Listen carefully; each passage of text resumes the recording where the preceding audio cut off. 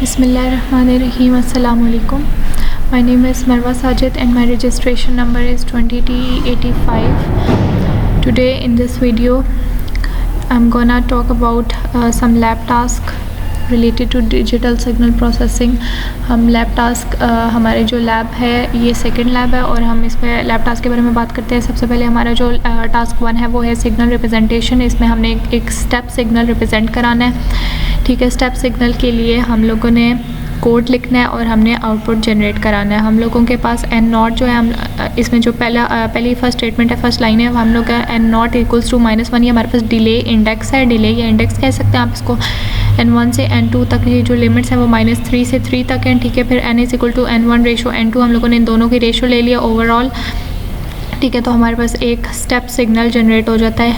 ये हमारे पास एक स्टेप सिग्नल जनरेट हो गया जिसकी वैल्यू -1 पे 1 है, 0 पे 1 है, 1 पे 1 है, ठीक है। ये हमारे पास एक स्टेप सिग्नल जनरेट हो गया, हमने इसका आउटपुट शो करा दिया। सेकंड लैब में हमने एक जनरेट, हमारे पास सेकंड लैब भी उसी तरह की है। हम लोगों ने इसमें इम्पल्स सिग्नल जनरेट कराना है। इम्पल्स आपको पता है कि 0 से 1 तक, 0 पे इसकी वैल्यूज़ 1 होती है, बाकी सब पे इसकी वैल्यूज़ 0 होती हैं, ठीक है। इसमें हम लोगों ने इम्पल्स सिग्नल जनरेट कराना है और आपने क्या करना है, एन नॉट हम लोगों ने 1 ले लिया है, जैसे हम लोगों ने पिछले टास्क में किया था, ठीक है। एन नॉट 1 ले लिया, n1 और n2 की हम लोगों ने लिमिट सेट कर ली, ठीक है। हमने इनका ओवरऑल रेशो ले लिया, ठीक है। तो हम लोगों ने ये इम्पल्स, हमारे पास इम्पल्स सिग्नल जनरेट हो जाता है। फिर हम लैब 3 करते हैं, ठीक है। लैब 3 में हम लोगों ने ये जो हमें गिवन है, हम लोगों ने इस टास्क में फंक्शन, ये हमारे पास क्या फंक्शन करता है कि ये सिग्नल को डिके करने वाला फंक्शन है, ठीक है। दिस फंक्शन टिपिकली या basically helps to decay the signal, मतलब हम लोगों ने इसमें सिग्नल को डिके करते जाना है, ठीक है, इनफाइनाइट टाइम्स।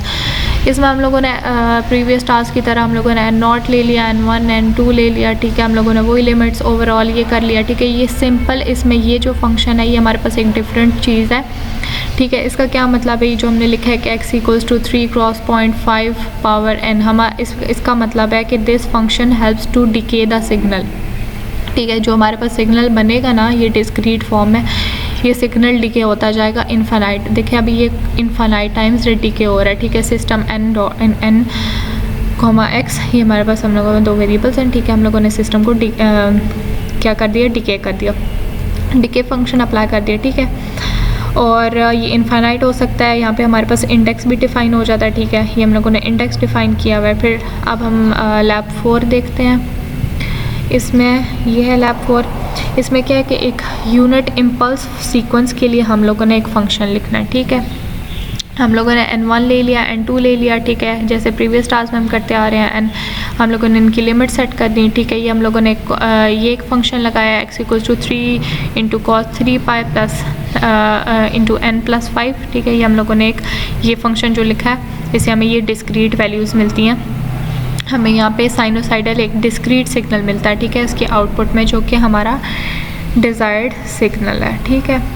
फिर हम लैब 5 की तरफ चलते हैं। यहाँ पे हम लोगों ने एक यूनिट इम्पल्स सिग्नल जनरेट कराना है, ठीक है। हम लोगों ने वो यानी कि ओवरऑल लिमिट्स ले ली, ये फंक्शन लगाया, यूनिट इम्पल्स, हमारे पास सिग्नल जनरेट हो गया, ठीक है।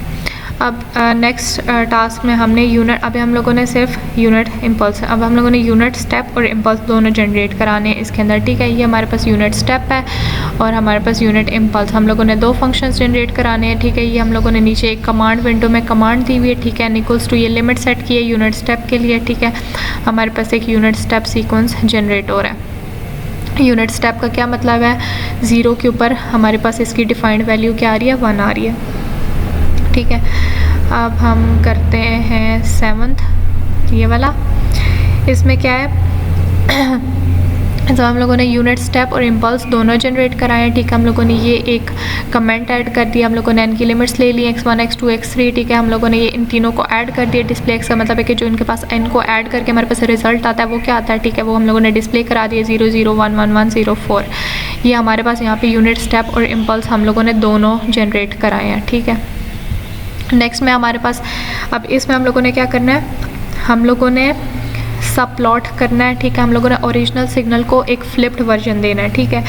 इसका मतलब ये है और ओरिजिनल से ये देखिए हमारे पास ओरिजिनल सिग्नल है, ठीक है, ये इसका फ्लिप्ड वर्जन है। -3 से 3 तक, -3 से 3 तक ये इसका फ्लिप्ड वर्जन है, ठीक है। हम लोगों ने क्या करना है, हमने ओरिजिनल सिग्नल और फ्लिप्ड वर्जन का कमांड लगाना है, ठीक है, फ्लिप्ड सिग्नल का, ठीक है। और हमारे पास ये सिग्नल सिंपली फ्लिप्ड हो गया। और एक इसमें हम लोगों ने न्यू कमांड लगाई है सब प्लॉट। इसका मतलब क्या है कि एक ही फिगर के अंदर आपके पास मल्टीपल सिग्नल्स आ सकते हैं, 2 सिग्नल्स आ सकते हैं, एक ही फिगर के अंदर 2 सिग्नल्स आ सकते हैं, ठीक है। हम लोगों के पास ये 2 नई कमांड्स हैं, एक क्या है, फ्लिप्ड सिग्नल, और एक सब प्लॉट, ठीक है। तो ये हमें सिग्नल फ्लिप्ड फॉर्म में मिल जाता है, ठीक है। ओरिजिनल सिंपल सिग्नल को हम लोगों ने सिंपली फ्लिप्ड कर लिया, ठीक है। अब ये नेक्स्ट जो हमारे पास टास्क है, इसमें हमने क्या करना है कि हमें सिग्नल की वैल्यूज़ हम लोगों ने डिफाइन कर ली, ठीक है। हम लोगों ने इसको स्केल करना है, सिग्नल को स्केल करना है। हम लोगों ने होल्ड ऑन की कमांड लगाई है। ये होल्ड ऑन का मतलब है कि सिग्नल अभी कंटिन्यूड है, ये भी ख़त्म नहीं हुआ, अभी सिग्नल कंटिन्यू है, ठीक है, अभी वो एग्जीक्यूट हो रहा है, ठीक है। और इसमें हम लोगों ने क्या किया है कि जो हमारे पास ओरिजिनल सिग्नल है, ये ब्लू लाइन वाला ओरिजिनल सिग्नल है, स्केल्ड सिग्नल है, ठीक है, इसका स्केल्ड वर्जन है सिंपल। हम लोगों के पास ये डिज़ायर्ड आउटपुट है, ठीक है, बिल्कुल सिंपल से हैं ये टास्क।